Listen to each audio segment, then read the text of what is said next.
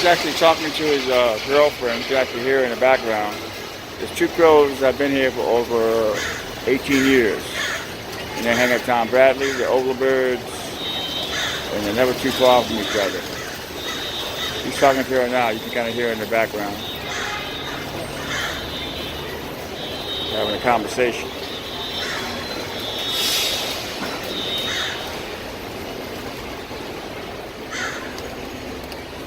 She'll respond back. Hear her? And now he's going to go to her. Amazing, right? They found each other.